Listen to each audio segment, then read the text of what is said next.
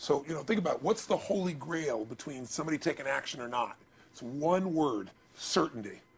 When somebody is absolutely certain, the common word is believe, right? But, you can believe at a general level or you can believe with certain. When you're absolutely certain that if I do this, it's going to get that result and that result's going to change my life, you'll do it. When you think it absolutely is not going to work, you're never going to do it.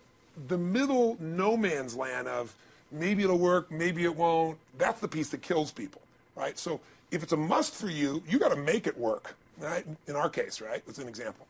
If it's not a must for you and you're not sure, you don't know what to do. So years ago, I'd look around and say, okay, how do people get themselves to follow through that haven't been following through? What's the difference? And I started interviewing hundreds of people, literally, and eventually thousands, because I had thousands of my events. So I'd ask the group to give me their feedback. And I came up with this model. It's like the holy grail of belief, or the holy grail of momentum. It's like the difference between what makes the rich get richer and the poor get poor, right? And the difference we all know is mindset, but like, how's that built? So this is what I did. I created stupid little 4 little boxes, and I'll scribble it here for you. You think about the first thing that determines whether you can do something or not, and I put that in this first box at the top here on the left side, and it's potential. Like, what's the potential of a human being? Like, when you guys started, you proved something no one had done in history. You ran the 4-minute mile, right? For God only knows how many centuries, they're trying to run a 4-minute mile. Roger Bannister does it. How did he do it? Do you remember? You did it in this industry, right? You made $1 million in a day. No one had ever done that in history, right? After you did it, a bunch of other guys are doing it because it became possible. Roger Bannister didn't just go physically practice. He made a shift in his head.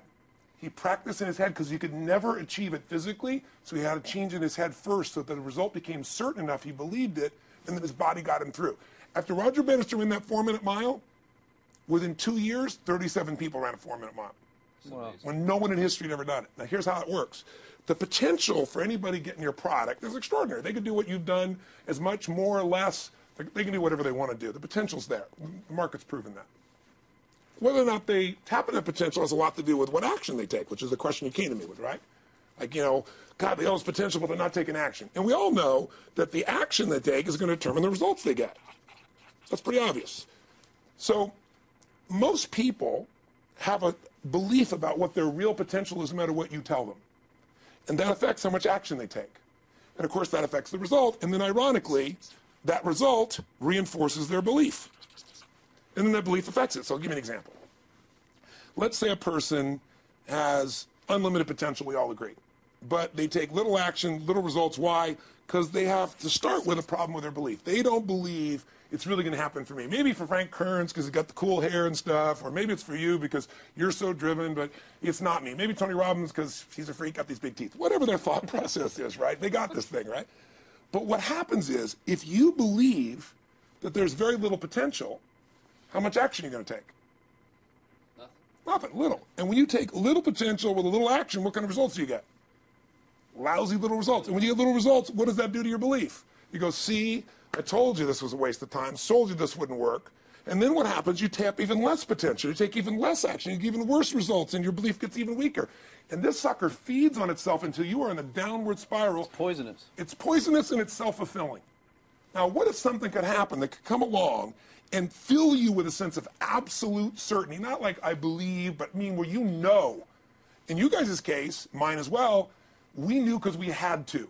Because we burned the boats. There was no other option. We had to find a way. We weren't going to live that way. We all did it in different ways and for different reasons, but in essence, that was it. If you get yourself in a state of certainty that this is going to work, I'm going to find the way, and if this doesn't work, I will make the way, then you tap a lot more potential. And when you're certain in your potential, you take massive action. When you take massive action, you really believe in something, you get great results. When you get great results, your brain goes, see, I told you I was a stud. I told you this thing would work out. Now you're even stronger. You tap more potential, take greater action, greater results. That's how you went from $300 in a week to $2,500 in 5 days to $100,000 in a month to $1 million in a day. Same thing with you. And we get momentum. That's why the rich get richer and the poor get poorer.